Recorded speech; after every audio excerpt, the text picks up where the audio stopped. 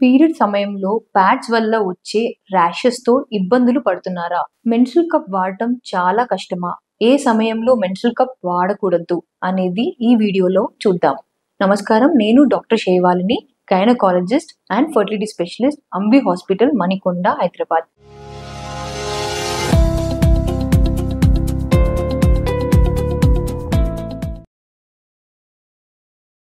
Menstrual cup వాడటం చాలా కష్టంగా లేదా అసౌకర్యంగా ఉంటుందనేది కేవలం అపోహ మాత్రమే. పీరియడ్ సమయంలో ప్యాడ్స్ వల్ల వచ్చే ర్యాషెస్‌తో ఇబ్బందులు పడుతున్నప్పుడు మెన్స్ట్రుల్ కప్ అనేది మీకు ఒక మంచి ఆప్షన్. మెన్స్ట్రుల్ కప్ వాడటం అలవాటు లేదు కనుక మొదట్లో కాస్త ఇబ్బందిగా అనిపించినా కూడా 2 నుంచి 3 రోజుల్లోనే మీకు అలవాటైపోతుంది. మెన్స్ట్రుల్ కప్ 5 నుంచి 10 సంవత్సరాలు వాడుకోవచ్చు. కాబట్టి మీరు ప్యాడ్స్ కి పెట్టే ఖర్చు కూడా చాలా తగ్గిపోతుంది. మెన్స్ట్రుల్ కప్ వాడటం చాలా ఈజీగా ఉండటంతో పాటు పర్యావరణానికి కూడా చాలా అనుకూలమైనది. మెన్స్ట్రుల్ కప్ స్టార్ట్ చేసేటప్పుడు మొదటిగా కరెక్ట్ సైజ్ కప్ ని ఎంపిక చేసుకోండి. పీరియడ్ స్టార్ట్ అయిన మొదటి 2 రోజుల్లో లేదా ఆఖరి 2 రోజుల్లో ఎప్పుడైతే మీకు లో ఫ్లో ఉంటుందో అప్పుడు మెన్స్ట్రుల్ కప్ వాడటం స్టార్ట్ చేయండి. 12 గంటల వరకు మెన్స్ట్రుల్ కప్ ని కంటిన్యూస్ గా వాడుకోవచ్చు. కానీ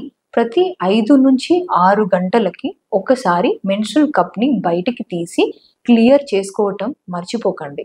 మెన్స్ట్రుల్ కప్ ని వాడే ముందు వేడి నీళ్లతో కాసేపు ఉంచి స్టెరిలైజ్ అయ్యాక మాత్రమే వాడండి. మార్కెట్లో మెన్స్ట్రుల్ కప్ స్టెరిలైజింగ్ మెషిన్స్ కూడా దొరుకుతున్నాయి. శుభ్రంగా చేతులు కడుక్కున్న తర్వాతనే మెన్స్ట్రుల్ కప్ ని వాడండి. ఇలా వాడటం వల్ల ఇన్ఫెక్షన్స్ రాకుండా ఉంటాయి. అయితే ఈ మెన్స్ట్రుల్ కప్ ఎప్పుడు వాడకూడదు? మీకు ఆల్రెడీ వెజైనల్ ఇన్ఫెక్షన్స్ ఉన్నా, క్యాండిడియాసిస్ ఆర్ ఫంగల్ ఇన్ఫెక్షన్స్ ఉండి డిశ్చార్జ్ లేదా ఇచ్చింగ్ తో ఇబ్బంది పడుతున్నా మెన్స్ట్రుల్ కప్ ని ఇన్ఫెక్షన్స్ తగ్గే వరకు వాడకపోవటమే మంచిది. నార్మల్ డెలివరీ అయ్యాక మీ మెన్స్ట్రుల్ కప్ సైజ్ లో తేడాలు రావచ్చు. అంత సర్దుకున్నాక తిరిగి మెన్స్ట్రుల్ కప్ ని వాడటం స్టార్ట్ చేయొచ్చు. అబార్షన్ అయినప్పుడు మెన్స్ట్రుల్ కప్ ని వాడకపోవడమే మంచిది. తదుపరి వీడియోలో కలుద్దాము.